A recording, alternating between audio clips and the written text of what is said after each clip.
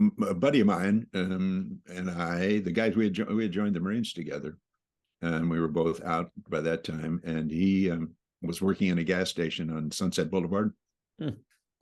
And evening sometimes I'd stop by and say how you doing, and he was working with another guy, a fellow by the name of Bud Boyle, who was from Prince Edward Island in Canada. Oh, wow. And Bud had come all the way to California, all the way to Hollywood, because he wanted to be an actor. Yeah. And he and I were talking about it. And I said, I've always wanted to be an actor. And Bud said, well, why don't you do something about it? And wow. I said, what do you mean?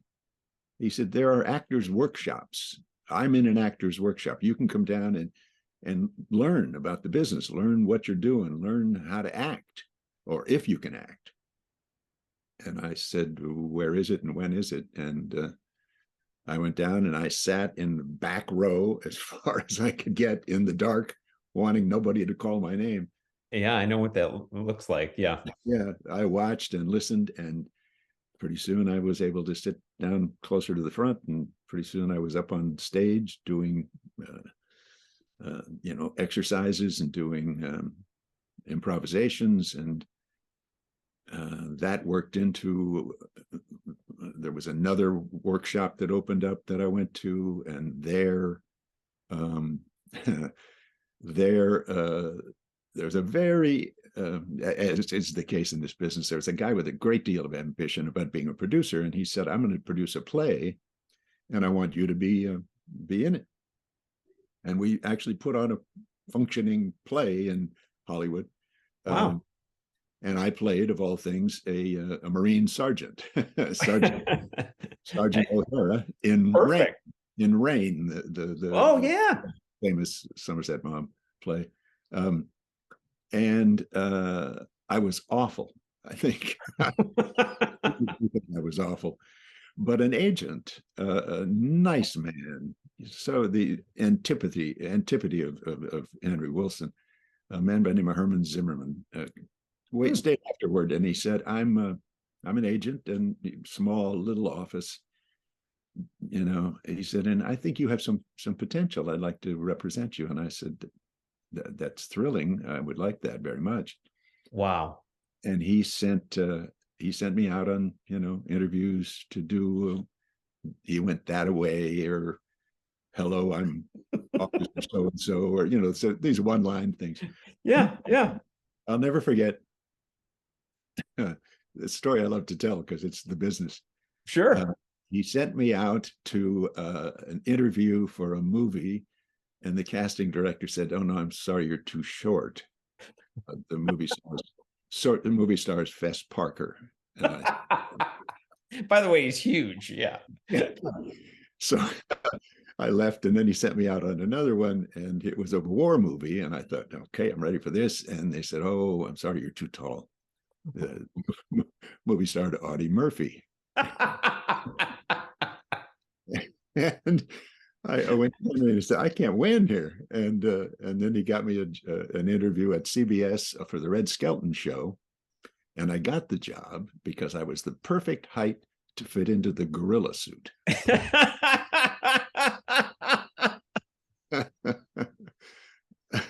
Oh my gosh. So I got to play the gorilla, and then I got to play an usher on the show, and chase out a guy who was a plant in the audience, and I got to escort him off stage, and that was one of my first acting roles. And did you meet Red?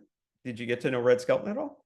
Oh yeah, we talked and stuff. I worked with him in the gorilla suit. Well, what was that like? What was he like? Because he's another one that's like supposed to be such this creative force, but I've heard all sorts of things about Red Skelton. Very sweet with me, very nice. Just told me what to do and where to go and where to be. Jamie Farr talks about him all the time. Jamie worked with him a lot. Oh wow! But he was just terrific, funny, fun to be with. And but the guy I escorted off stage, later got into the business and became the best agent I ever had. Oh, come on.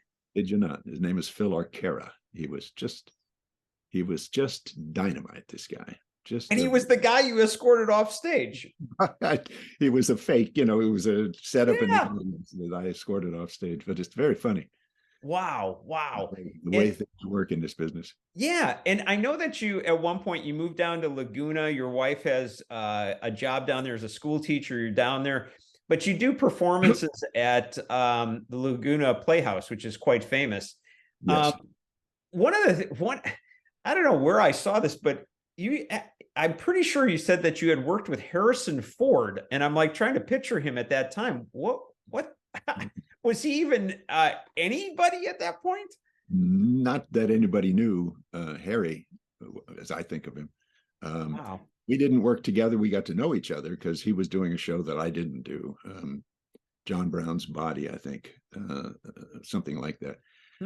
Harry has that great voice and great delivery, and he and his wife at the time, Mary and Judy, and I got to know each other quite well. And he was, promising, a young actor with great promise. And he took off he wasn't living in Laguna, I don't think. I had moved to Laguna, as you suggest, because my wife, Judy, was a teacher there after she graduated from UCLA. And so we, palled around, knew each other. And we still see each other every once in a while in the business. It's sort of fun when you watch what has happened for some people. Did you have any sense at that time with him, like, oh, he's definitely gonna go, or was it just like a fellow actor and he got the lucky shot?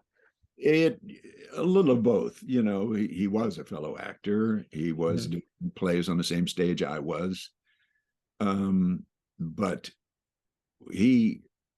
I don't know if the Star Wars was was it Star Wars the first thing he did? It was his first biggie. He did a small role where he did, which, by the way, I just thought of this. We'll talk a second, but he was like a bellhop in yeah. I think it was a James Bond. I'm trying to think of what it was. I don't know. Yeah, he was a bellhop. His famous scene. He walks in, he's calling the person's name, and then they come, and that's it. But I just thought of this. One of your first things was a bellhop in The Graduate. That's right. How weird is that? That's very funny. Yeah. Dustin. I remember Dustin Hoffman sitting on the floor with us, just this bunch of people sitting around, and he was acting like he wasn't a big deal, and he sure was. Oh, wow. That's great to hear, though. So it was kind of like, hey, we're all here, we're doing this. Yeah. He was just like one of the guys. Wow. So Harry took off, and we all said, wow, great, good for him, because he's a nice guy, and you like to see somebody, particularly somebody that and somebody who's sort of in the same position you are. Yeah. Go Zoom like that. So that was a great thing. Did you? Oh, go ahead, please. No, okay. And I was just gonna say, you're right. Then I was, up there in.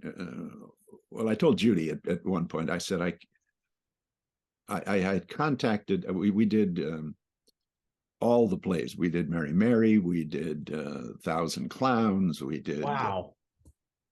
Just all of the sort of passel of light comedies that were done, and Fantastics. Oh my gosh. Yeah, we had a wonderful time. It was a great theater company. The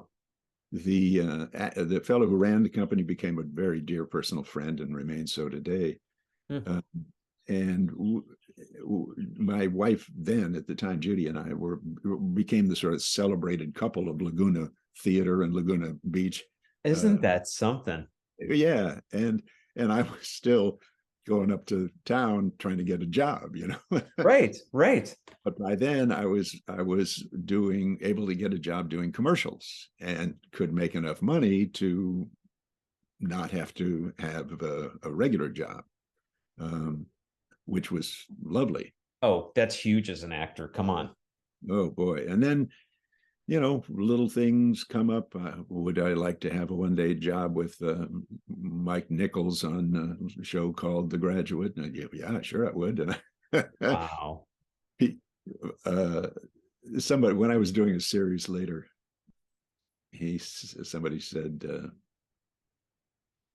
oh, I forgot now that I get confused with his stories, but he asked about it and he put it in my resume that I had been had a part in The Graduate, and he said, I remember you in The Graduate. I said, really? What did I do? And he said, oh, you were in the with Richard Dreyfuss in the fraternity or something. I said, nope.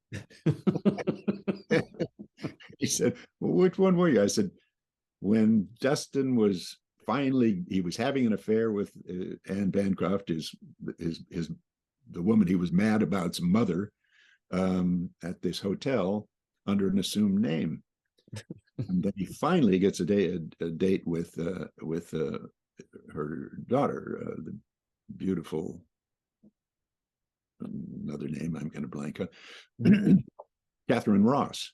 Oh gosh, I can't believe I didn't even think of that. Yes. And he said, where would you like to go? And she said, to the such and such hotel, which is where he'd been having the affair with her mother, under a different name. And as they came in, he said, oh, I've never been there before. And they came in the door, and the first bellhop to walk by and say, hi, Mr. Gladstone, nice to see you, was me. It's a great one-liner. Come on. The joke I was going for before was I added that to my resume, and of course, you do a resume, you want them to know you can do anything. Yeah. So I will do own stunts. I'm a skydiver. I do this. I'll do that. Oh yeah.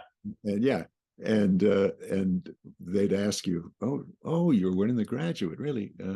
What character did you play? Well. Oh, that's so funny. What a great opportunity, though. My gosh. I got a good little piece of trivia for you on that. I interviewed Burt Ward, who played Robin in Batman and Robin. He was actually offered The Graduate first, and he had to turn it down. Yeah, he told me that. He had to turn it down because 20th, I believe it was 20th, wouldn't let him do it because of the, they wanted him to just be Robin. They did not want him to go out of character. Man. Yeah. And would that not want to make you shoot yourself? Yeah, exactly. He said he's still like, whenever he sees the director or the producer, he's always like, it could have been. Yeah. Mike Nichols is the director. Oh yeah, there you go. Yeah, right. Of course. Yeah. Yeah. I mean, top of the heap. So you went on, you did a lot of TV, but really great moments. Like, you were in the Monkees. I believe you played like a federal agent. What was that set like? And like, what was that experience like? Oh, it was nuts. I mean, these kids were just trying hard to be the Beatles and weren't, but they were a success as the Monkees, put together by the studio, which was pretty silly, but it worked. And it was directed by a guy I later hired to direct a movie for me, Jim Frawley.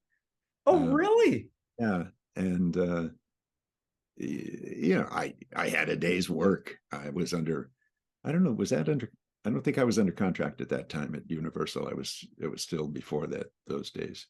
So I was having any one-day job I could get, or 2 days, or if I got lucky, you got to not only say a line, but you got to have a conversation. Right. But that one was a bit of a zany set, huh? Yeah. Oh yeah. Yeah. They were sort of nuts. And I think part of that was being nuts. But more power to them. They're still, a couple of them are still at it, I think. Well, there's one remaining, Mickey. The rest of them have all passed, but the other one was I Dream of Jeannie, which, by the way, I had Barbara Eden. People listening will be like, he is Barbara Eden, but yes, that will be coming up. But I was curious, you played an astronaut in that. I can't remember the episode. And I love the show, but what were you in, either with Larry Hagman or with her in the scene? With Hagman, yeah. and it was very brief. It was, again, one of those jobs. I got a job. Yeah. But it was just a couple of sentences, I'm sure. But it was wonderful. She's a beautiful woman and Gorgeous. very sweet. Very sweet. I've met Barbara on a couple of different occasions. Her association with the Alzheimer's Association, and my wife was very deeply associated with that, and with some other work. She's very kind of charity minded and very generous. Nice woman, beautiful. Yeah, she was terrific. I can't wait to when I release that. But did the other thing, these are big ones. And you mentioned earlier Anthony Quinn, and we got talking to so many things that I didn't actually go with it at the time. But I mean, come on, you worked with Anthony Quinn as, I believe you played it. Was it an assistant or something like that? In I'm sorry, I can't remember the name of the show, but The Man in the City. Yes, thank you. What the heck was that like to work with Anthony Quinn? I mean, come on. Well, exactly. I had done a soap, and out of the soap, I got a series called The Interns with Broderick Crawford, which was also another big name. Which we will need to talk about, by the way. But sure. Yeah. And then that only lasted one season, and I got a call saying, would you like to come to Universal to meet or do a test, but not an acting test? I don't know what they call it. You sit on the stage and they ask you questions and you answer them. Wow. For a series with Anthony Quinn. And I said, would I? Yes, I would. And then when they said that it involves a 7-year contract with Universal beyond the series, and I thought, how can I turn down the opportunity to work with this giant in the business? Just iconic. And I just assumed if the show was canceled, my contract would be canceled with it.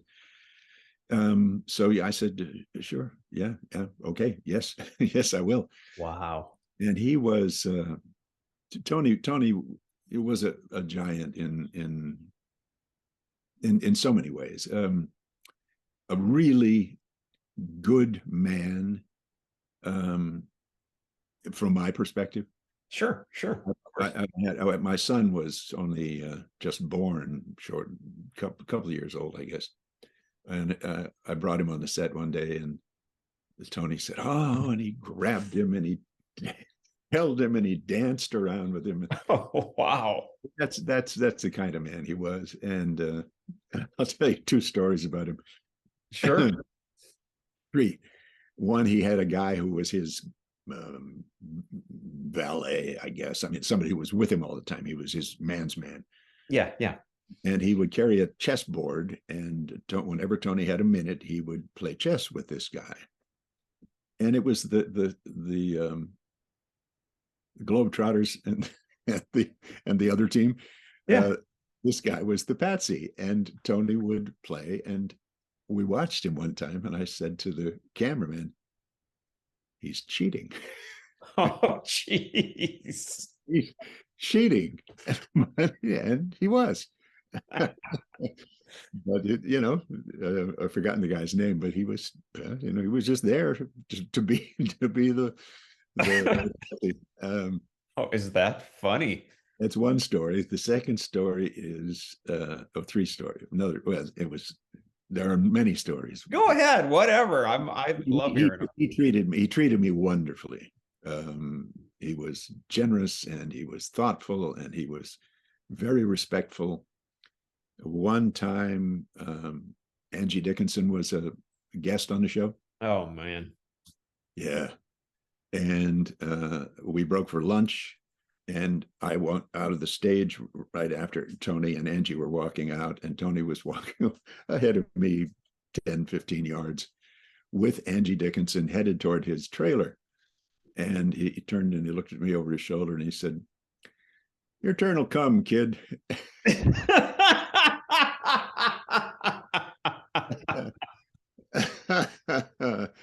Oh.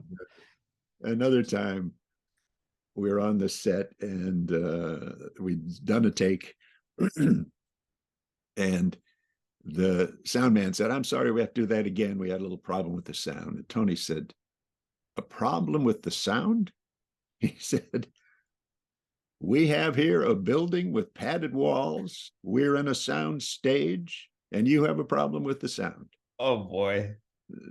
Tony was just sort of putting the guy on, but he was saying, with all this equipment, we have to loop. And I was on the shores of of Greece with one man with a little box on top of a little stand, and we didn't loop a line. And I said, "Oh, was that a little?" I did a little film, he said. And I said, "That little film was Zorba the Greek." Right. It's like man. classic. Wow, what an Oh, honor as an actor that you got to work with him. That's just terrific. it was, and it was, I was still not particularly well known in the business. I mean, I'd worked my way up, I guess one might say, to the Definitely. point where second primetime series, which is nice. But I got a call from some people putting together an event for Anthony Russo and Daniel Ellsberg, who were under attack from the Nixon administration. And a lot of people, Norman Lear, Stanley Scheinbaum, a lot of people were backing this event. They're going to have a big event, and wanted to know if I'd come and be part of a group of actors who were going to do some readings of famous sayings, etc. And I said I'd be thrilled to do that. Wow. And I went down there. Oh, no. And then they called me back a day later, and they said, "Do you think Mr. Quinn might be willing to come?" And I thought, now I know why they called me, because they couldn't get access to Tony, and they knew I could. Yeah. So I asked him, and he said, "Oh, gee, Mike, I can't. I'm tied up that particular day." And I said, "No problem." And I called them back, thinking, well, they're going to say, "Well, we don't really need you." sorry, we couldn't get Mr. Quinn. But I called him back and said he can't make it, and they said, "Oh, well, we hope you'll be there." And I said, "Sure, I will." And it was great. A big event, and it dated the Nixon administration's dropping the case or the courts dropping the case because of Nixon and the plumbers and the breaking into the psychiatrist. Anyway, yeah, Tony, when I came back, he said, "How did that event go?" And I said, "Very, very well. It was really powerful, and I'm sorry you couldn't see it and couldn't be there." And he said, "I have to apologize to you." And I said, "What's that?" And he said, I wasn't not available. I just didn't want to do it. He said, I was around, in the business when there were a lot of people blacklisted. And Oh, wow. He said, I was not, but there were threats. And I've been very hesitant to be out front politically as a result of that. And I hope you'll forgive me. Wow. And I said, I absolutely understand, and you owe me no apology whatsoever. Those are choices we make, and I'm sorry that had this effect on you, but it hasn't dimmed your luster as far as I'm concerned. Wow, that's something. Yeah, it really was. It really was. And I'll cap it off by saying that he came to Los Angeles and he appeared at the Amundsen Theater and did a play. And I don't know if it was a musical of Zorba or what. I don't frankly remember what the show was. But I went backstage with my wife, Shelley, and saw him and was just thrilled that he not only remembered me, but was wonderfully gracious and welcoming. Wow. And he said, I just want you to know how proud I am of you for all the work you're doing in and outside of our business, all the political work you're doing. Oh my gosh. It's still touches me to this day that he would say that. He was watching you. Yeah. Yeah. Oh, that's so cool. Yeah. Jeez. The other one, you mentioned Broderick Crawford, and I got to be honest. I've always it's so funny that you went Broderick Crawford, then you went Anthony Quinn. Both of these gentlemen were bigger than a screen could hold them. Exactly. Literally. I mean, I think of Broderick Crawford and All the King's Men, just so many movies, and I go, whoa! I mean, this guy comes on, and you're like blown out of the theater. But I also heard you had quite a special, you formed quite a special relationship with him from the Interns.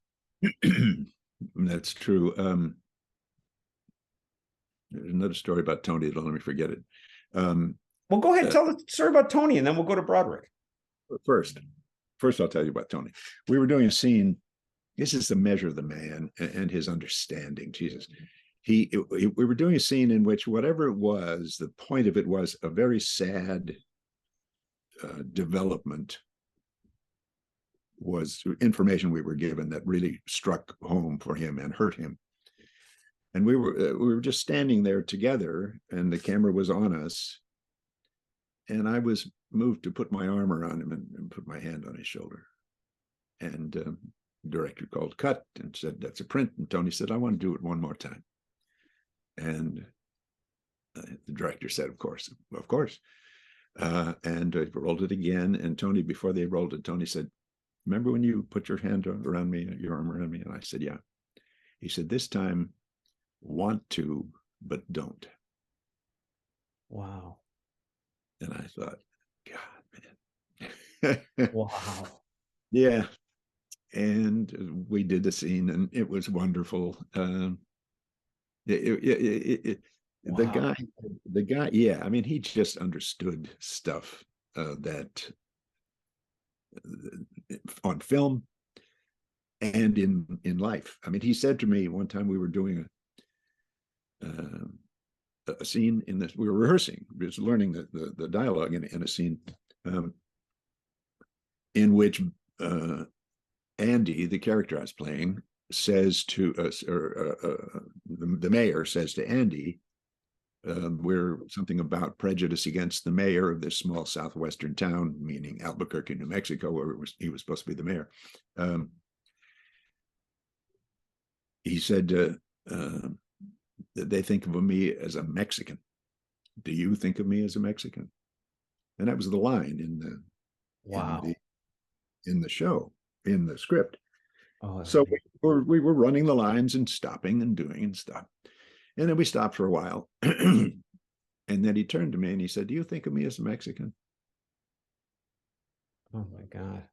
For a flash, I didn't know if he was asking me, Tony to Mike, or the mayor to Andy. Right. He was so real in the way he worked that I was stunned. Oh, yeah. I responded in character, and we went on. But I thought, man, there is something about this guy. I told somebody one time, we do press interviews. Yeah, sure. Like what you just said, he sucks the energy out of the room. He is the only person in the room. And when this right. And you know, I was thrilled to be there, but for all intents and purposes, I was invisible. It was wow. God, it was amazing to watch it. And Brod was, in many instances, the same way. Brod was sad because he was a drunk. Yeah, I've heard that. Big time drunk. Back when I was delivering groceries, he one time came into the place. It was a warehouse. It wasn't really a market, with a guy who was virtually holding him up. Oh my gosh. Oh God, this poor man. And then of course I was working with him. That's just crazy, by the way, that happened to you. That, you know, you saw him at that time, and later you're working with him, but you knew what you were coming up against because you'd already seen it.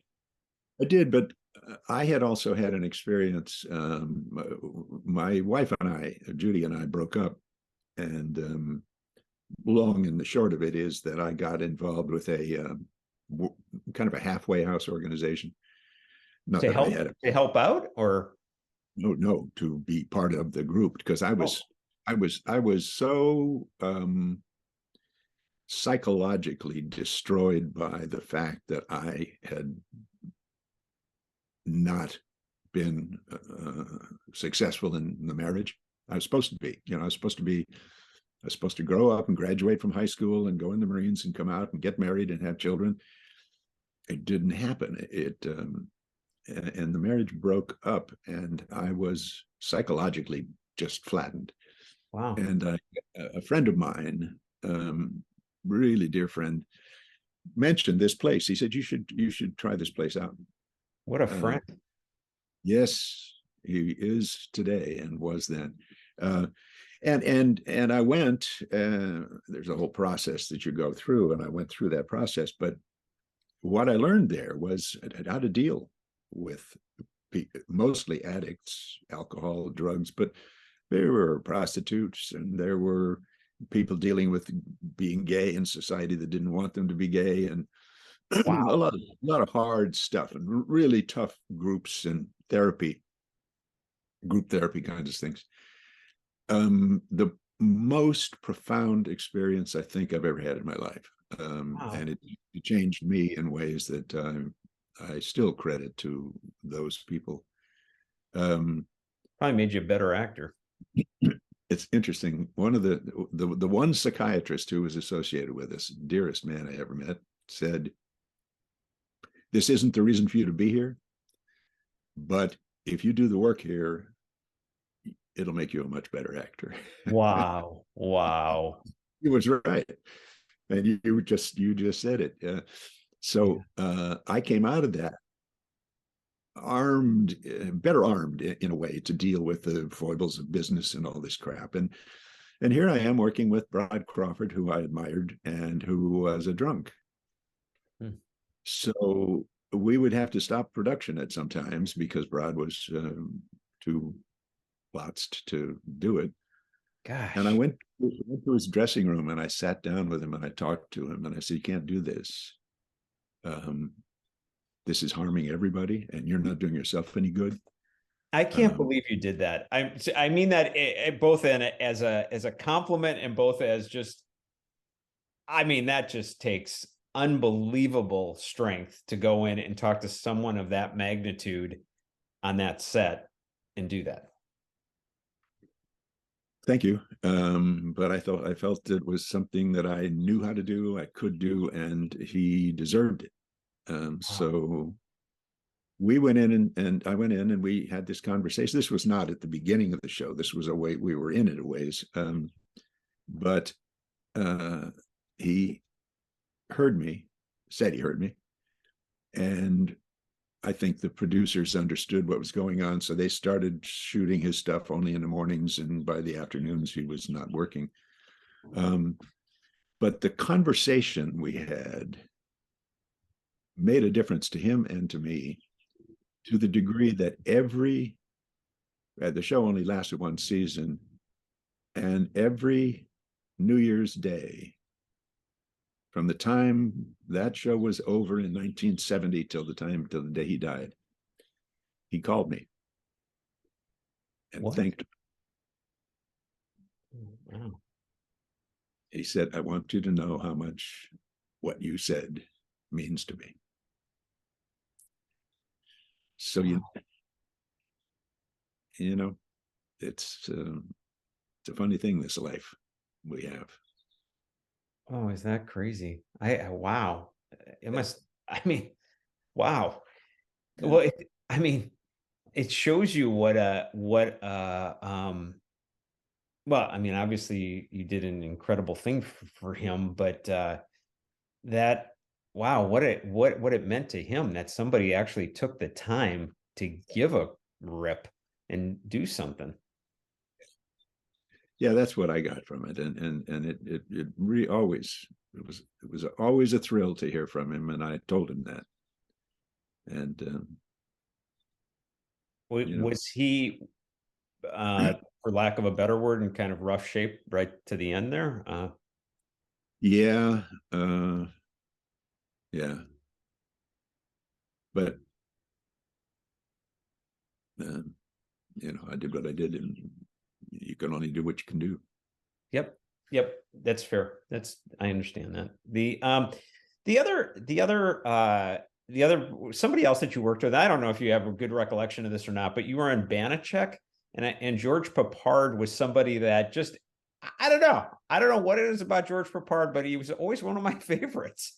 What? Me too. Mine too. Mine too. I liked him very much. He's a great looking guy, Yeah. and I thought a very good actor. And Me he, too. He was put into that mold at Universal, and he was Banacek, and he was this and that. The one thing I remember about it though is I was doing a scene with him, and he was. I'm going to have to recall this because I've told the story a couple of times, and he came up to me and he said, "You've got you." He said the issue was whether or not he was the person that was the evidence pointed to, and he said, "Now you have to suspicion me." And I said, "I'm sorry." Right. The same thing just now. What? Yeah. And he said, it's important that you suspicion me. And I said, okay, got it. And I thought, George, Jesus. Oh. Yeah, I will suspicion you. Oh gosh, that's so funny because that's a classic actor moment too of whatever you say. Sure, I got it. I got it. Yes. So, well, I was gonna ask you about Providence, but I also don't want to take up all your time because I do want to hear a bit about your activism because it's quite remarkable to say the least. So I don't know. Is there anything quick you would want to say about Providence before we get into that? Just did you enjoy that experience of you played a veterinarian? If I'm correct on that, yeah. Yeah, I loved doing the show. I loved the people. We had a great time. I got it was 16 years from the time I ended MASH to the time we started Providence. I had not done any. I'd done some movies for television, but hadn't done another series. Right. And I wasn't particularly interested. Most of the series I was offered were some version of BJ Goes Home, and I called my agent, said they really want you to do it. I said, well, send me the script. And I read the script and I thought, this is really too good. I said, I think this is not going to get on the air. It's too good. And she said, well, they think they have an order for it. And I said, would you come and meet the people at NBC about it? And I said, yeah, sure. I'll be happy to. And I met Melina, and she and I went in and people. Now, one of the more beautiful women you ever want to know, and she's just as beautiful inside as she is outside. Wow. She's just a lovely. And they said, we want to do this series, and we did it for 5 years, and I don't regret a moment of it. It was fun. They were sweet. The shows were good. And it was canceled for a stupid reason. So I had the fortune to work for 5 years doing another show that was fun, but it wasn't MASH. It was just, nothing will ever be MASH again. No. That's like one of the top of all time. So let's talk a bit about your activism, because I think a lot of people, obviously, yes, they know you as BJ, and they, as they know you from Providence, but I don't think a lot of people realize just how much activism you've been involved in. I mean, this is going back to the halfway house, but I mean, you've been Human Rights Watch, death penalty focus, PETA, Amnesty International. I mean, seriously, like, come on. I mean, that's incredible. Gosh, well, I can barely, donate to some local cause half the time, with my kids or whatever, and you're out there all over the place. well, it feels like that. My partner, Marvin Minoff, I was in business with him. We formed a production company, and after MASH, we made some movies and stuff. And he he used to say, one time, I have a friend who is very active. She called me on the set of MASH, and we got involved with the Steelworkers Union, and because she said, "I understand you do political work," and I said, "Yeah, that's part of being alive here today."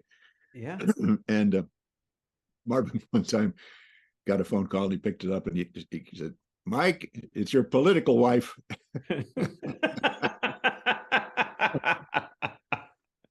And she was talking about a trip to South Africa, talking about a trip to the Middle East. So yeah, I've been given opportunities. I was one of the founders. I got involved with a refugee aid organization. Concern America is the name of the organization. Wonderful group of people doing great. And they actually contacted me on the MASH set and said, "We've got a film."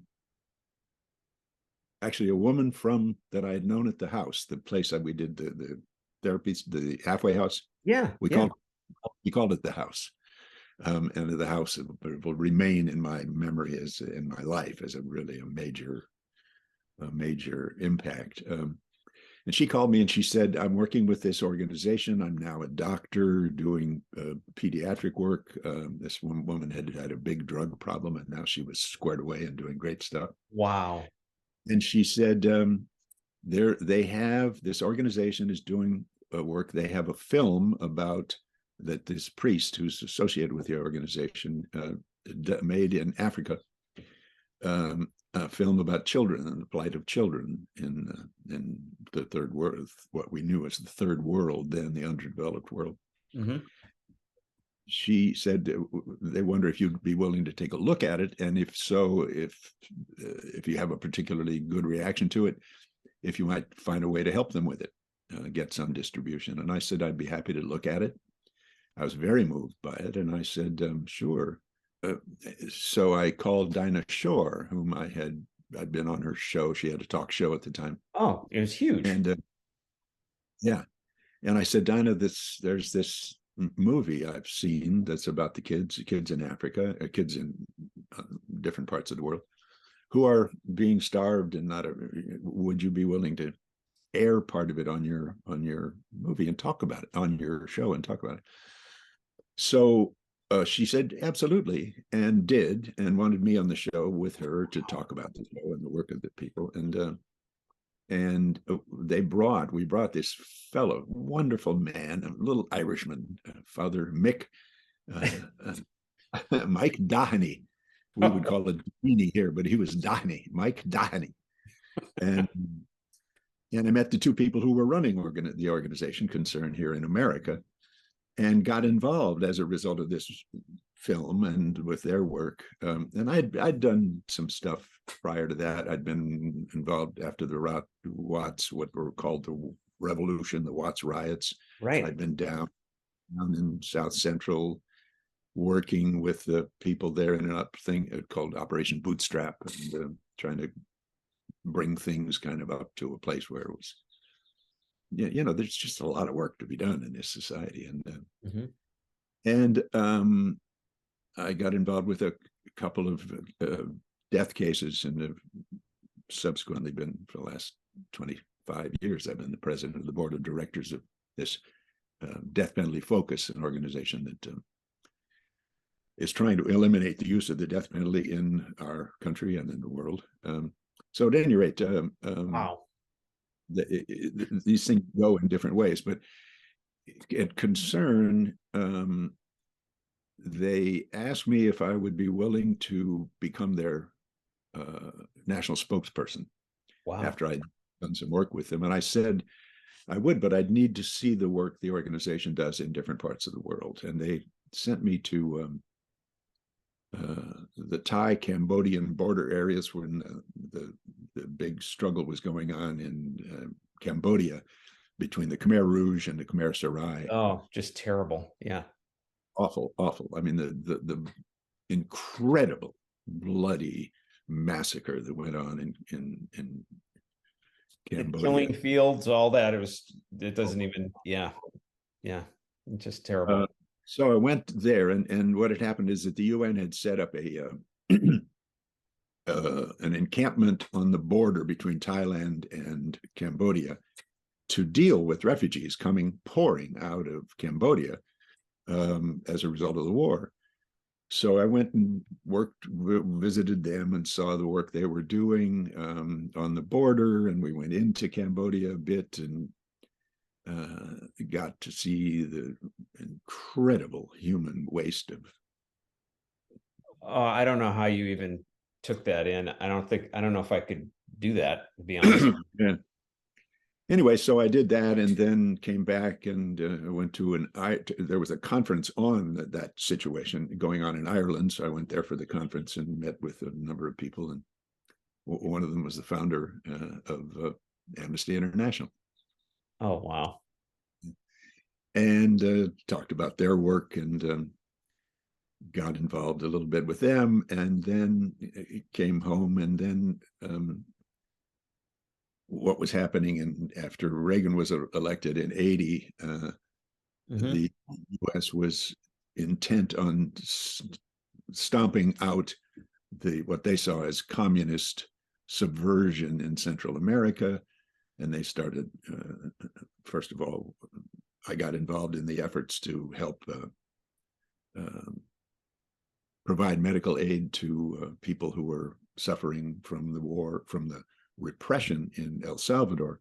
Didn't you save someone's life, by the way? I'm sorry. Is that overstating that or that overstates it quite a bit, but okay.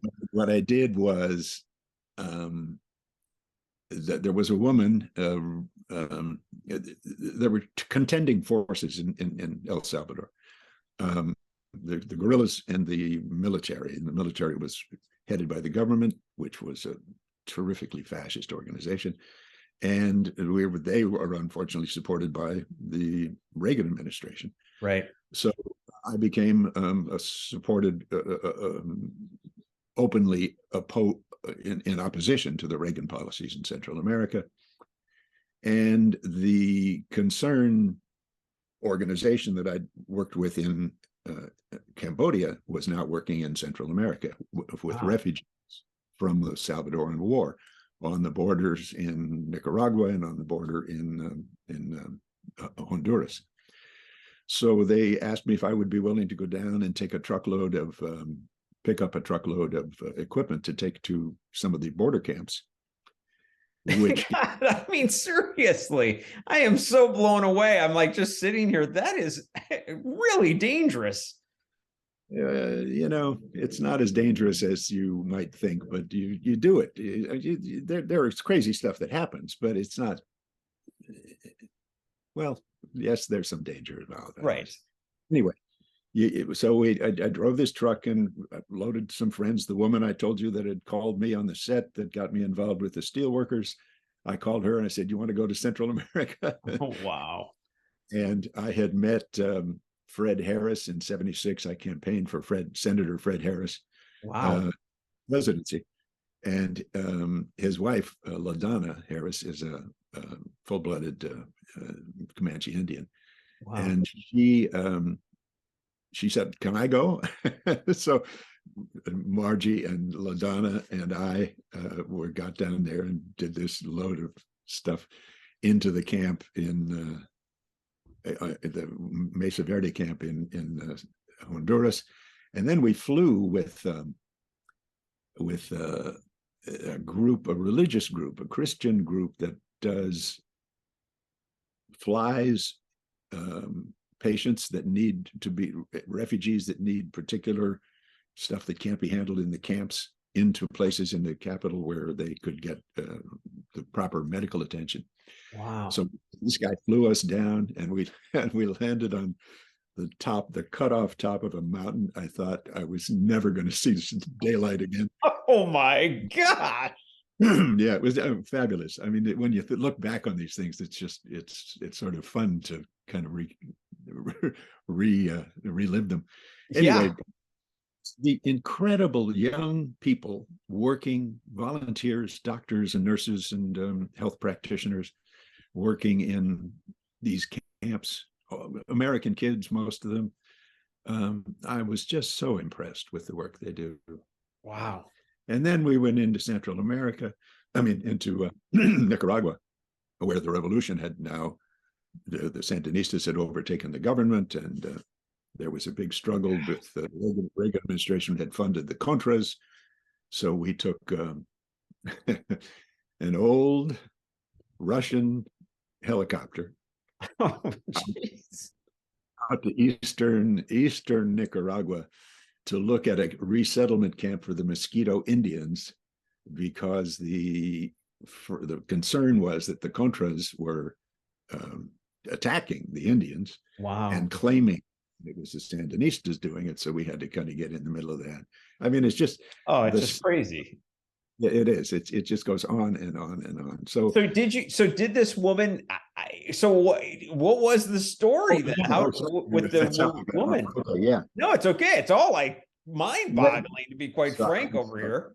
So I was back and forth to Salvador 3 or 4 times within this early 70s, 80s, sorry, early 80s, and late 70s, early 80s. And I was lobbying. I had testified in Congress about one of the trips I had done, about the way, the inappropriateness of the Reagan administration's policies and how the harm was being done by U.S.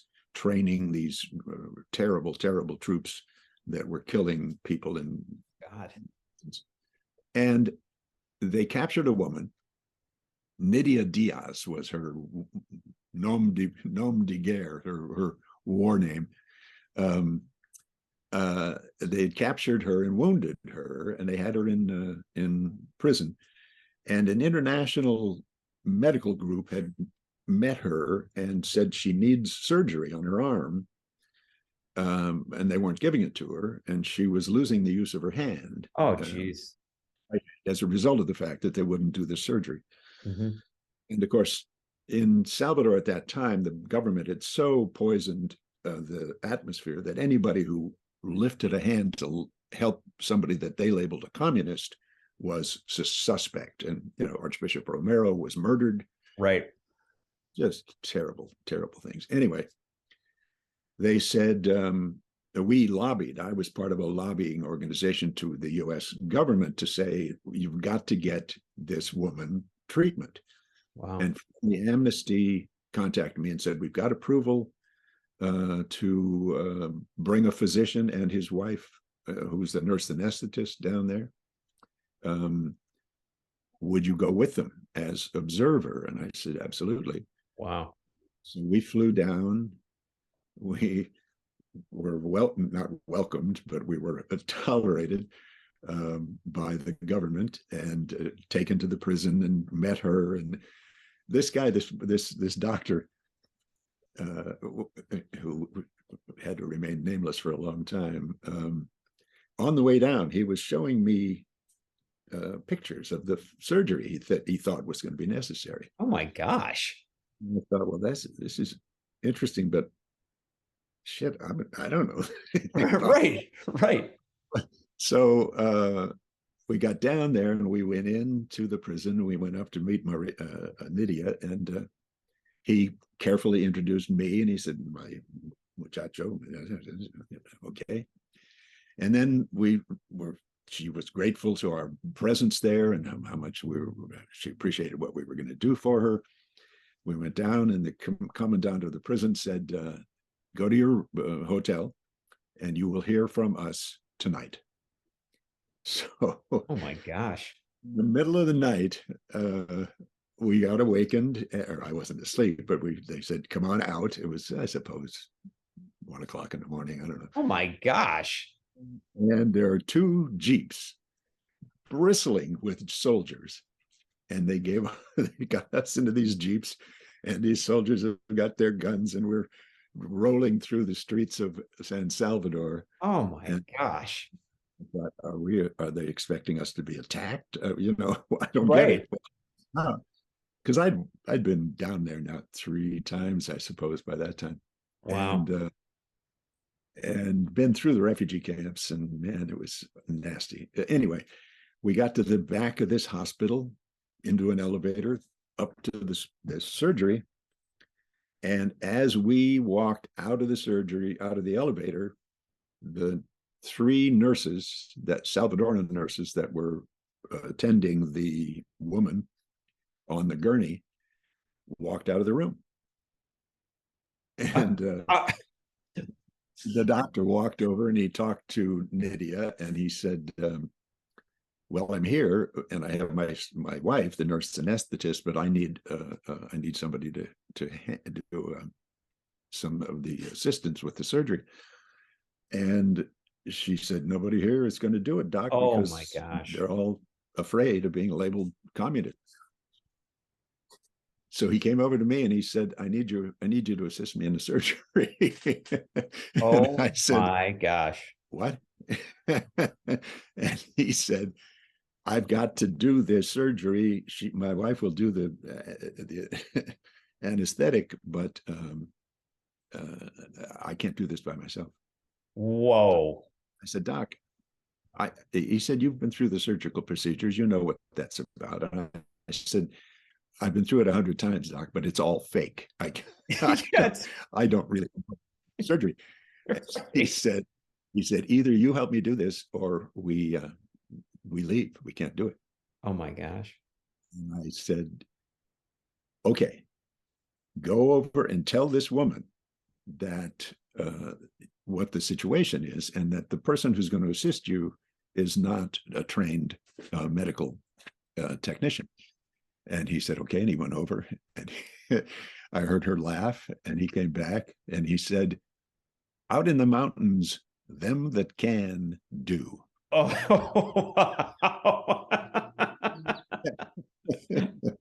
wow. Okay. And we went in, and his wife, we did this whole surgical technique that I've done 1,000 times, and put on a mask and gloves and a hat, and went over. And I thought, I'm just terrified that I'm going to either pass out or throw up. Oh yeah, I totally. That's exactly what I was just thinking. Yeah. And he said, okay, now when I do this, you have to do the opposite. You have to help me when I resect. I have to. And I said, okay. Oh gosh. We did the first cut in her arm, and we separated the flesh, and it was lighting into a new world.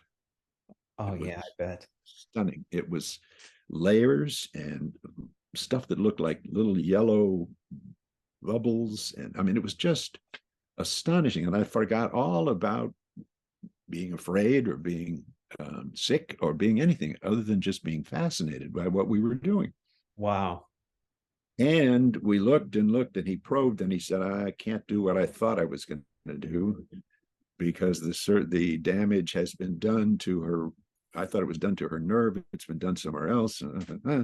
Wow. So he said, what we're going to have to do is we'll open up her forefinger. She has two tendons leading to her forefinger, and we'll open those up, and then we'll have to go in, because what she couldn't do was move her thumb.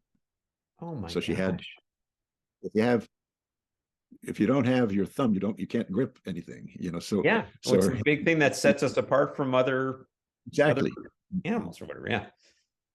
So he said, then we'll tunnel through and we'll attach that cut off tendon to the thumb tendon that's not working. Oh my gosh.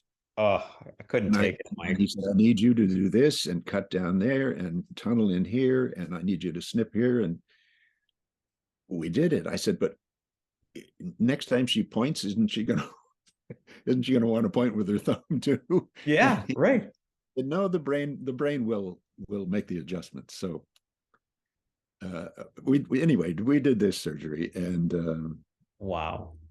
And I was accused the next day in the Salvadoran press of aiding a communist guerrilla and refusing to do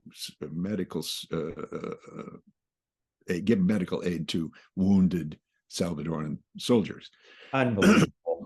Nothing, and there's actually an article still rotating in the right-wing press that accuses me of being unwilling to help. Actually, a couple of years later, I was